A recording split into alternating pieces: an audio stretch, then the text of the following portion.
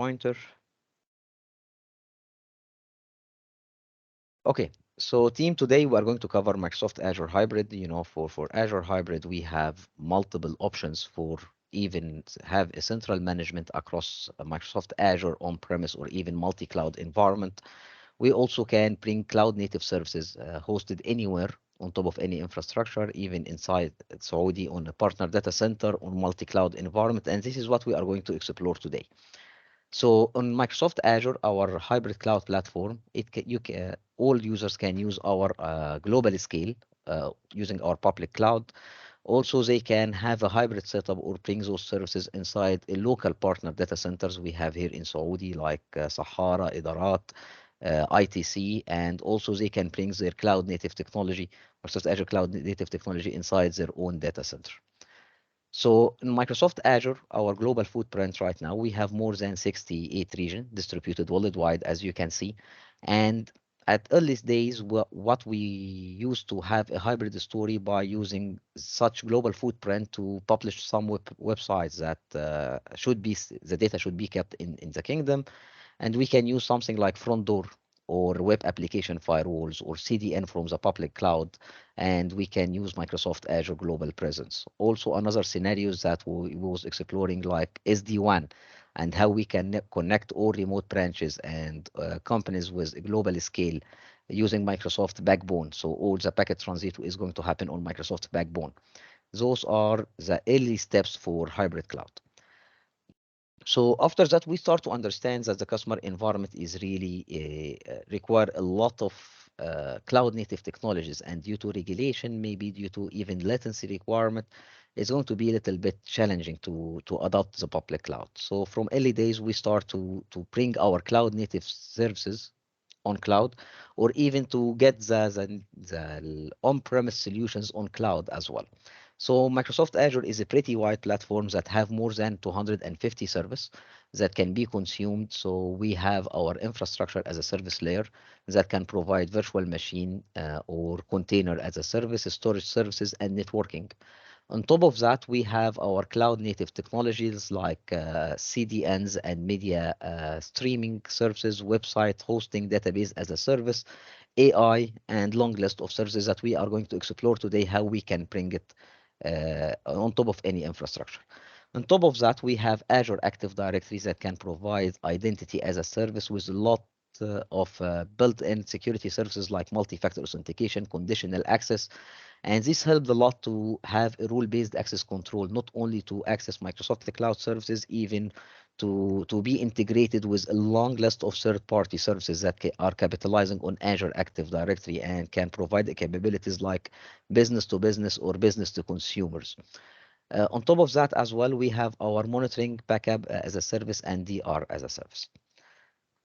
So based on a long journey with enterprise customers, we understand that hybrid is a must. Even if we have a local data center in country, some workloads due to regulation, latency, maybe a long list of requirements should be hosted within a specific physical location.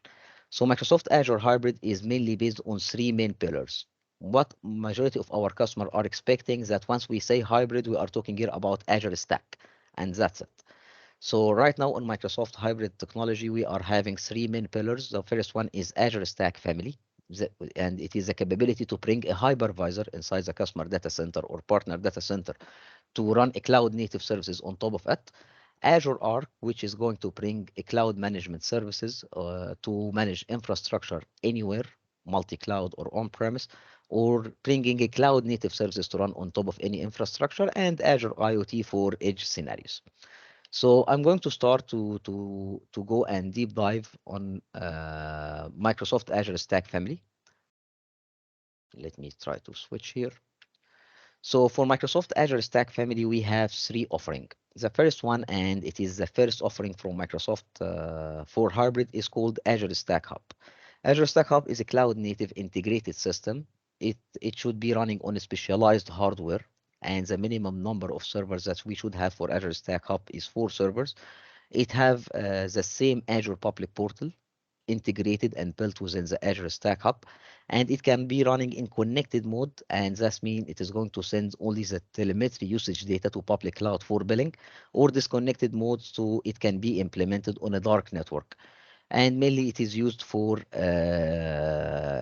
workloads that require all the data to be hosted in Kingdom, and it can provide a cloud native services that we are going to go and explore some of them in a while.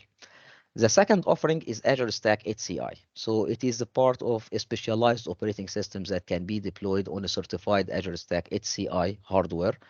And once you deploy the Azure Stack HCI, it can get a managed virtualization cluster, and on top of that, you can bring Azure Kubernetes services, a native cloud native service, Azure Kubernetes service, and on top of that, you can bring our cloud services. The third offering is a hardware as a service, which is called Azure Stack Edge. All our customers can go and order this hardware from Azure portal. It's going to be shipped to your data center, and once you install it, we are going to charge you on monthly basis for having such hardware, and it can be GPU enabled as well, and majority of use cases is for edge scenarios. So if I go for Azure Stack Hub service, so Azure Stack is providing our end customer with self-service portal, multi-tenancy. It can be integrated with Azure Active Directory, so we can enforce rule-based access control. It can be connected to Azure Marketplace as well. So whatever we are having on Azure Marketplace, we have a specialized version for Azure Stack Hub. So you can go and explore all the offering on Azure Marketplace, and you can deploy Microsoft and ISV solutions, independent software vendor solutions. We have Docker containers, storage accounts, for sure virtual machines, and we can bring our web app capability and database as a service for SQL and MySQL as a service on top of Azure Stack Hub inside your data center. Also, it can provide us with Key Vault, and Key Vault is like a hardware security module that can store all your secrets without sharing your secrets with anyone, like encryptions, keys, password, and certificates. And all of those capabilities are on top of Azure Stack Hub.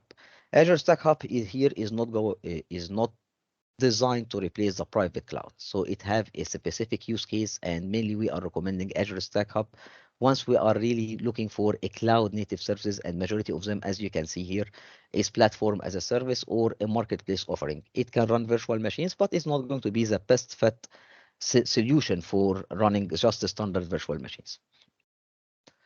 The second offering, before having a stop here, is Azure Stack HCI. So Azure Stack HCI is a specialized operating system that can be deployed on top of HCI hardware, and it's supporting for sure Windows and Linux, software-defined network, and storage spaces.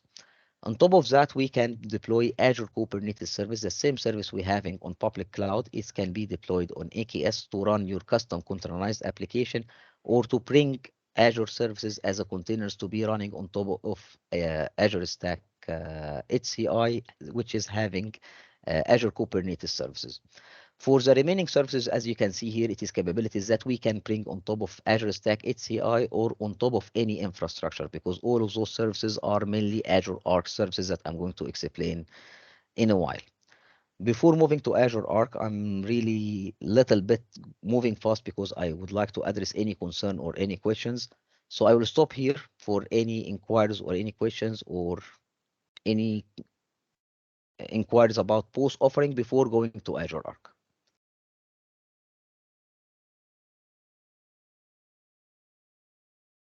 Guys, feel free to unmute and ask your questions freely, okay? So this is the whole concept about community. We just talk and discuss and find what is best for you. And we are not just presenting some data. You can find a lot of presentations on the internet. We just need to collaborate together, ask questions, and we are here to support you. I have a question. Hi, everyone. Can you hear me? Yep. Yes. Yeah. So first, thank you for the topics. Actually, I have some question that's from your opinion. So now we already moved from on-premise to the cloud, but now I saw that most solution is going more toward the premise, like toward the edge. So can you please explain that's why we moved to the cloud and now we are finding solution to to run on the edge side or kind of on-premise again? Yes, Thank you. perfect. Thank you, Safe. So Safe right now, it is all about intelligent cloud and intelligent edge. So for sure, the optimum scenario for all organization is to run 100% in cloud and even to go and adopt cloud native technologies. But in some scenarios, due to latency or maybe regulation, we need to keep a small portion of a server or compute footprint on premise. And the major challenge right now is that shall I go and keep it as a legacy or running on a legacy technology, or I would like to bring the same cloud native services I have on public cloud inside my data center or inside edge scenarios. So that's why hybrid is a must. You can imagine right now if you are modernizing all the application on public cloud, but you have a sort of an application that really have top secret data. Shall I keep it only a virtual machine, or shall I go and build the capabilities on different platform or different family? And this is what exactly Azure Arc is here to address, is how we can enable intelligent cloud, intelligent edge technologies. So all the direction is toward the public cloud so we can have the proper scale, the proper cost optimization, but while not to forget about the on-premise portion or the hybrid scenario, like file share as a service. Right now, if I have a lot of users inside a physical building, and right now they are not adopting VDI. So for file share, I need to have a local copy or at least a caching server for a file share server. Maybe the ERP system is not allowed. Maybe I'm doing some integration with government entities that require this data not to leave our data center due to compliance. Or for a manufacturing scenario that the sensors require a very low latency with the gateway or with a server that is going to do initial processing for the data. So that's why the hybrid is getting the portion. So we are encouraging everyone to go to public cloud, but for such scenarios, we need to make sure that the cutting edge technology is still available on premise as well. Is this address your question? Yes, yes. Thank you very much. Thank you. So as you can see on the next slide here, we have some use cases. For sure, we are going to share those slides with you about the use case for Azure Stack Hub or Azure Stack HCI or Azure Stack Edge. So right now, if I have a scenario that would require to have an image processing or some sort of GPUs or machine learning capabilities in edge sites that I cannot secure a constant connectivity all the time, so maybe Azure Stack Edge can play a major role here because it is a very small compute portion that can be rented from Microsoft and it can be mobilized anywhere to support those edge scenarios. For Azure Stack HCI, it is a major focus area for Microsoft right now, and it is mainly to build your own private cloud, bringing the cloud native technologies, and even how you can extend a cloud native services like Azure Virtual Desktop infrastructures that support Windows 10 multi-session on-premise on top of Azure Stack HCI, and how you can build your Kubernetes clusters, a managed and easy one that you are familiar with inside your data center. And Azure Stack Hub is mainly for application modernization and for private cloud that's required to be running inside a dark network. And here is safe. Here is the challenge that we spot our enterprise customer are facing. So any infrastructure is going to be built based on hundreds or even thousands of applications, different frameworks, and even for the infrastructure for running those applications is going to be diverse infrastructure. So you will find some customers are running on VMware, on Nutanix, Hyper-Vs, also bringing some cloud native appliances or hybrid appliances inside their infrastructure. Maybe they are adopting multiple cloud like AWS, Google, Microsoft. And the challenge here is how to enforce governance, how to have the proper monitoring tool across all of those things. And who is going to manage what? It is another challenge. Shall I go and hire people that have all those skills to run my diverse infrastructure? So those are the challenges that we are spotting on the market. So Azure Arc service, as simple as that, it can provide governance across multi-cloud, diverse infrastructure on-premise or edge zone. It can provide you with the proper monitoring tools in terms of operation and security. You can enforce governance. across the environment using Azure Policy. You can automate the patching on Windows and Linux virtual machines regardless, as well as you can bring Azure Cloud Native Services on top of any infrastructure, while capitalizing on Azure Active Directory that can provide identity as a service and role-based access control, and you can use all the cloud capabilities from Microsoft Azure to manage such diverse infrastructure. So as you can see right now for the Azure Hybrid, the major focus for us, how we can bring Azure services to any infrastructure, how we can modernize the existing infrastructure by injecting also our hypervisor inside the customer environment, and how we can enable the intelligent edge scenarios as well. So for Microsoft Azure Arc, we have here multiple pillars. The first one is looking after servers or the infrastructure management itself. The second pillar here is how we can bring our data services and capabilities on-premise, and also how we can extend our Kubernetes manageability to manage multiple flavor for Kubernetes. I will start here with how we can enforce governance monitoring across any infrastructure. So I'm not sure how many on the call are familiar with Azure Portal or Azure management to manage Azure virtual machines. So once I have a virtual machine on Azure, I can enable a backup of, it's a matter of just a checkbox to enable the backup, or even the DR service, or enabling the monitoring for operation or security, or configure auto patching for a virtual machine. Everything on from Azure Portal is a matter of checkbox, define the policy, and you are done. So Azure Arc-enabled servers is going to extend those management tools to any infrastructure. It's a matter of an agent that can be installed on Windows or Linux virtual machine. And after that, you can have the same way you are managing Azure Cloud Native Virtual Machine, you can manage the virtual machine regardless where it is hosted. So you can see it on Azure Portal. You can enforce the rule-based access controls, the multi-factor authentication to access the environment. And once you have the asset itself, you can go and enable those Azure services like Azure Policy. So you can make sure that your environment is compliant and you can enforce the policies across your infrastructure regardless where it is hosted. And also you can do auto remediation for non-compliant resources.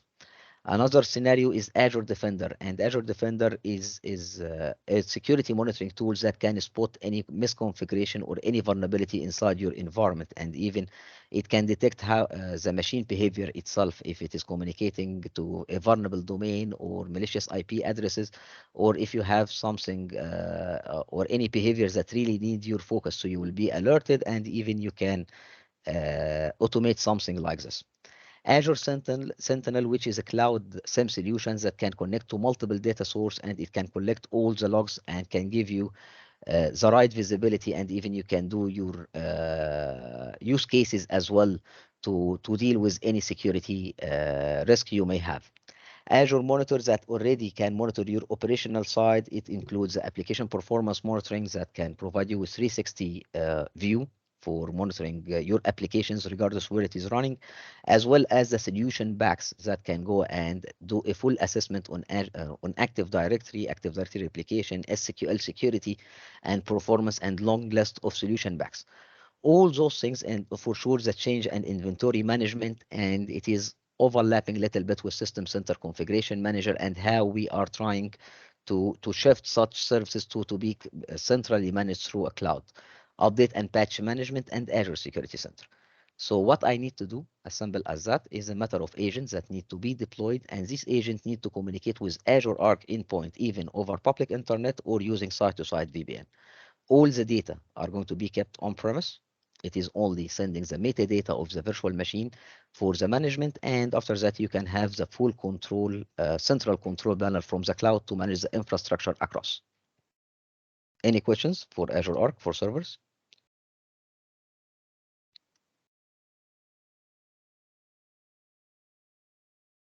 Okay. The second part right now, it is not only about managing virtual machines or physical servers or the operating system layer.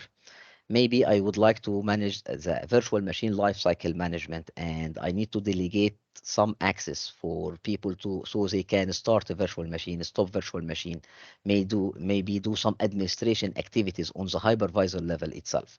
So Azure Arc is going to extend to manage the virtual machine lifecycle management, where if they are hosted on Azure Stack HCR or even Azure VMware virtual machines. So if I have Azure VMware Service or even VMware on-premise or HCI, I can use the same control panel or Azure Public Portal with all the capabilities to manage the virtual machine lifecycle management. So I can delegate access, I can do some administration activities, I can enable the monitoring on the hypervisor level as well.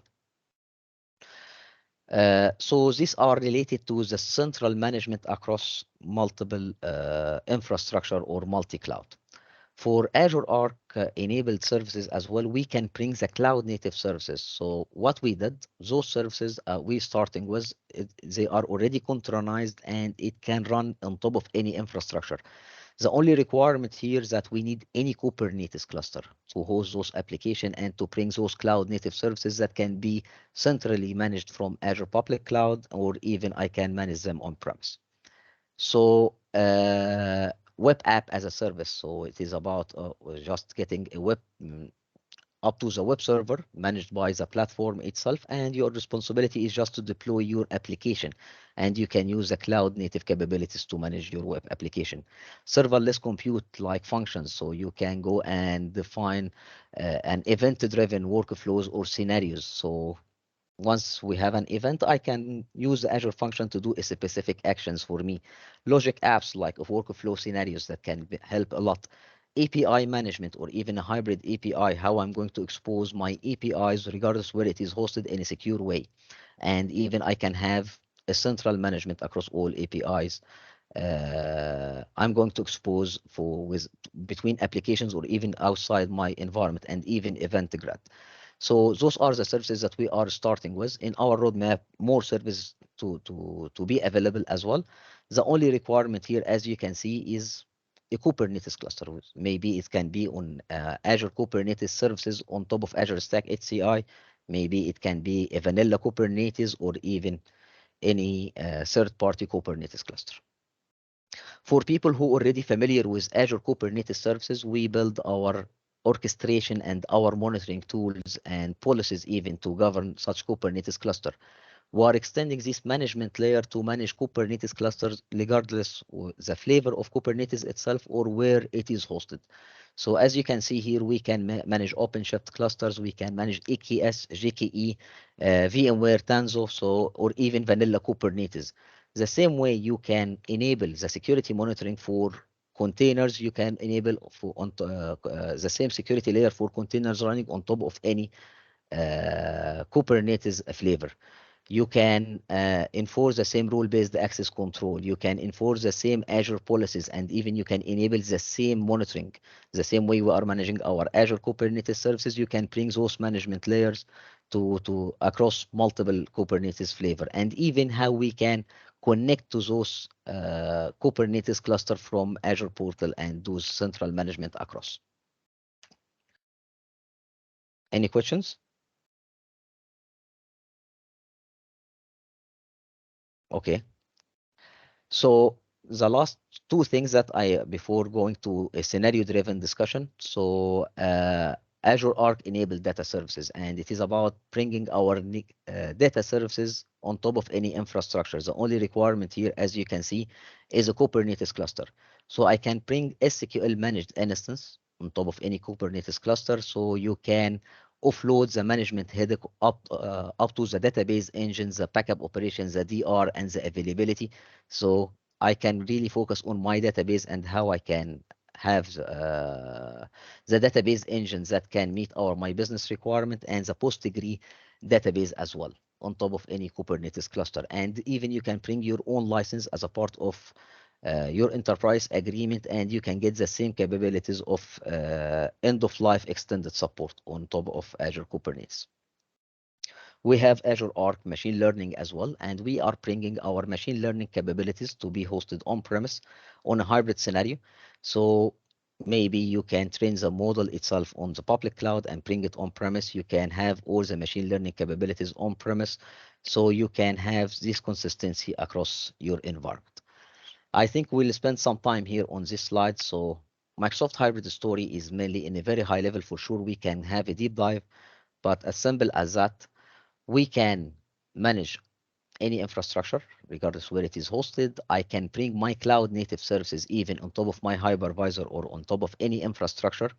We can have everything or the same central management services from public cloud to manage the infrastructure, even if it is hosted on Azure, multi-cloud, or on-premise. So it is mainly is enabling the intelligent edge, and we can provide the central management across the whole environment. Any questions? I have a question. So, in general, is is there any tools to work on this Azure Arc concept, or I mean, how we can make sure that our solution, or we can connect with all other cloud providers like AWS or Google Cloud? So, is there any specific tool, or what exactly that? Okay, based on the scenarios that you would like to enable from Arc. So if I would like to manage servers, is a matter of Azure Arc agents that need to be deployed inside the virtual machine. If I need to manage a Kubernetes cluster, regardless it is hosted, I need to go and do the proper configuration for doing that. For data services is a matter of just deploying the data services itself. So how we can do that, even to test Azure Arc integration service capabilities, and even to make sure that my team as well is adopting the cloud native services and to build the right block. So safe, as mentioned before, on Azure, we have more than 250 service available, and it is all about building blocks. How I can select the proper blocks or the right blocks to build my solution based on a cloud native services. And after that, I can consider how I can even to bring it on premise, or how I can have it across multiple cloud environment or on different infrastructures. So for sure, what we can do, what we are doing with our customer who really adopting our hybrid technology, every time we are starting by having a technology lab concept. So this technology lab is built based on zero trust and on public cloud. We can use 100% isolated identity, and even we can enable remote access using Azure Virtual Desktop infrastructures that support Windows 10 multi-session, and we can make their development environment, or even we can migrate their development environment as is. And once we have the technology lab available, we can start on the modernization journey about I would like to test my OpenShift as a Kubernetes engine. So it is available on Azure, so I can go and test it. Even if I have OpenShift on premise, I can redeploy the same application on the OpenShift on premise, and even I can optimize the license by getting the dev and test license from Azure, because it is based on pay as you go. I would like to go and test the Postgre database or my SQL database or web app API managements. Everything is going to be available on this technology lab.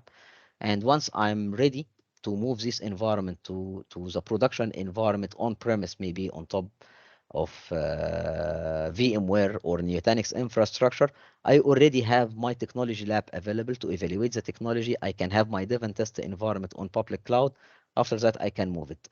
For the way of connecting to multi-cloud, the same way I'm deploying the service, end of the day, if you remember, for app services or database as a service, what I really need is just a Kubernetes engine that I will deploy my service on top of it.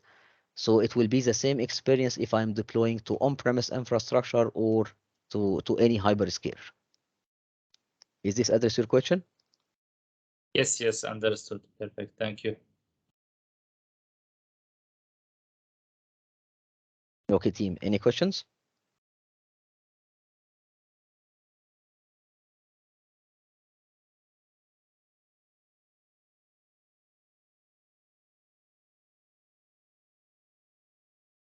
Okay. So this is the scenarios that we are starting with majority of our customers, because It is a variety of tools. So having this technology lab is going to show the customers about the cloud capabilities. So they can go and test Azure Firewall or even Security Center, Azure Monitor, Azure Policy. So the same governance they can enforce on public cloud, it can be extended to manage the infrastructure anywhere and to have the centralized management layer. If they would like to go and evaluate a specific cloud blocks, we can do that. Some customers, even for dev and test environment, is not allowed to go outside the country. So maybe it's going to be different models that we are going to bring our cloud native services a sort of a POC or a pilot inside their own data center. But in such scenarios that we have to build the all proper blocks together. The second scenario I would like to explore here is how I can have a central API management on public clouds that can manage multiple self-hosted gateways on different locations, and everything is going to be pushed and centrally managed from public cloud. Another use case that we can explore altogether as well is how we can build an SD-WAN solution. So right now, everyone is moving away from MPLS. Maybe they are exploring SD-WAN scenarios and how they can connect or enable any-to-any connectivity across remote branches, and how they can use Microsoft Backbone, which is one of the largest WAN worldwide, to route the traffic and to make sure that they are going to get the best latency and unlimited bandwidth for such packet transfer. So we can select the closest Azure data center, so we can deploy even single virtual WAN hub or multiple virtual WAN. I can connect to Azure VNet, I can connect any to any branch, or even I can use Azure like a hub for the SD-WAN, even to enable cross-cloud solution management. I'll stop here for any questions. I'm done with the presentation on the high level one. If you have an interest on specific level topic, we can go with a deep dive.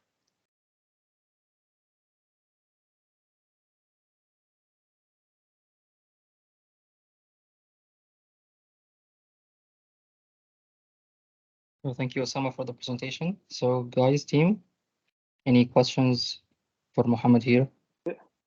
Yes, please, Ahmed. Yes, go ahead, Ahmed. For the on-premise environment regarding the OpenShift and the machine learning from Azure, what is the requirement here if the OpenShift is not deployed on the Azure hypervisor or Azure Technology Lab? Can I Okay. utilize my OpenShift on my infrastructure and machine learning from Azure? Yeah, for sure. Because right now the machine learning and so OpenShift is the Kubernetes engine you have on premise. So you can use the OpenShift native tools to do the management, or even you can bring Azure management layer to manage the OpenShift you currently have inside your data center.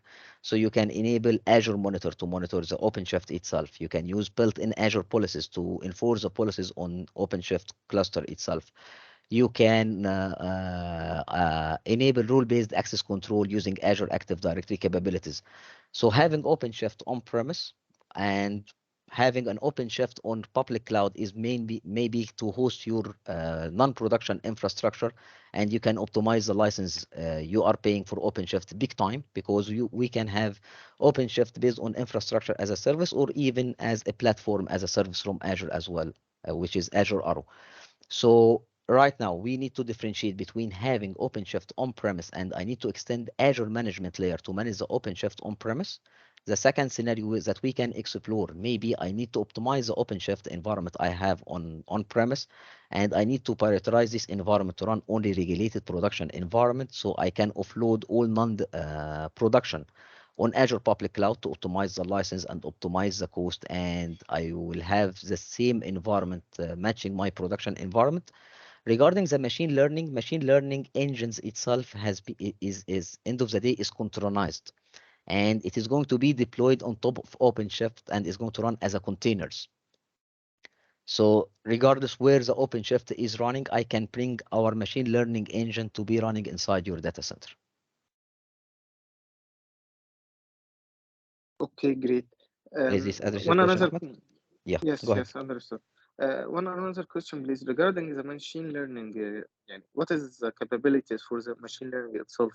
Is it limitation for technology specific or language for machine learning? As a machine learning in general is a generic concept we can talk about. What we are bringing here is a cloud machine learning or Azure machine learning capabilities. So right now you can bring the same Azure machine learning on premise. You can bring a long list of predefined algorithms that can be run on Azure machine learning. So it is not about the machine learning as a technology, it is Azure machine learning inside your data center. For sure, currently we are not supporting all the features and capabilities. We have a live document with all the updates that I can share on the meeting chat. Okay, thank you, Mohammed. Thank you. Thank you.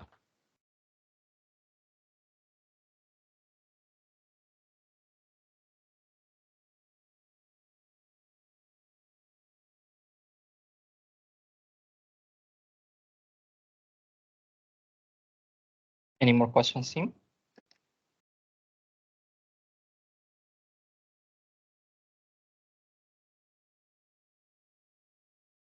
Okay, if there is no more questions, Mohammed, Osama, if you have anything, something else.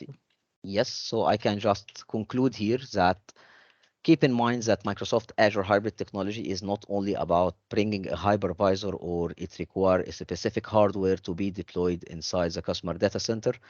Mainly our hybrid scenario. This is a slide I would like to conclude with. Our hybrid scenario that we can bring our hypervisor to help you to modernize the data center based on 3 offering based on Azure Stack family. Also, we can bring our central management layer to manage the infrastructure regardless where it is hosted, and we can bring our cloud services on top of any infrastructure. And also we can have the edge devices or edge scenarios to enable the IoT scenarios or edge scenarios anywhere. So it is not only about Azure Stack. This is what we are listening every time. Once we say hybrid, everyone is perceiving it like Azure Stack Hub, and that's it. So hopefully this session is like an eye opener about the hybrid scenarios and what we can offer in a very high level. And for sure, we can schedule a specific sessions for each pillar we discussed today. Thank you, Osama. It was really a great session. And here is a question or action item for every attendees here. So if we'd like to know more details in any kind of family, whether it's an Azure Stack or Azure Arc or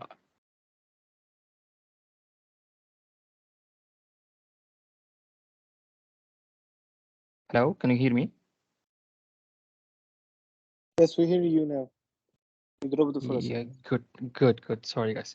So if you would like to hear more about Azure Stack family or Azure Arc or Azure IoT in deep depth, just leave us a comment on WhatsApp group or Telegram group or even in the meetup link itself, and we'll try to schedule additional inshallah sessions, maybe with Mohammed, maybe with another engineer who can help us giving us a deep dive in each one of those. Okay, so if you would like to know more about any kind of services, just text us and let us know so we can prepare it for you, inshallah. We're planning to resume our sessions in mid of August. Okay, and from now on, the official name for the community is changed to Saudi Azure Community. Thank you guys for attending and looking forward to see you in further sessions, inshallah. Keep noted that this presentation is recorded and we'll be publishing it, inshallah, in our YouTube channel. Thank you guys for attending and have a great day. Thank you, team. Thank you. Thank you. Thank you. Thank you, Ahmed. Thank you, Mohammed. Thank you, Mohammed. Thank you, everyone.